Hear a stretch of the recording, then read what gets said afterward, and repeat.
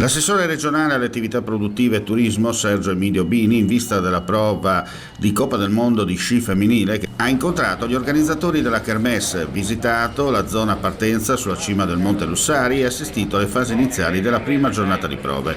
L'Audi FIS Sci World Cup è promossa dalla regione attraverso Promo Turismo FVG con il supporto della Federazione Italiana Sport Invernali, della Federazione Internazionale Sci e Snowboard, del Comune di Tarvisio e del Consorzio di Promozione Turistica del Tarvisiano, di Sella Nevea e del Passo Pramollo. È un motivo d'orgoglio, devo fare innanzitutto i complimenti agli organizzatori, a chi in queste giornate ha curato l'allestimento del villaggio, l'allestimento, la predisposizione della pista perfetta, meravigliosa. Sì, poi orgoglio per il Friuli Venezia Giulia ospitare questa competizione. Da noi ci saranno le più grosse campionesse al mondo che prossimamente, tra poco, si sfideranno alle Olimpiadi di Cortina. È la quarta volta che la Coppa del Mondo femminile di sci fa tappa a Tarvisio dopo le edizioni del 2007, 2009 e 2011.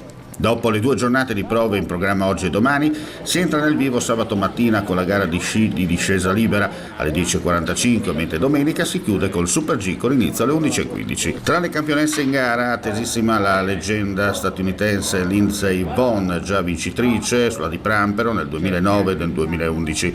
Tra le azzurre, occhi puntati su Sofia Goggia, Laura Pirovano e Elena Curtoni. L'evento porterà a Tarvisio tra 2.700 e 2.800 persone al giorno, di cui circa 300 tra atlete, tecnici e staff delle squadre e oltre 4.000 pernottamenti nell'arco della settimana.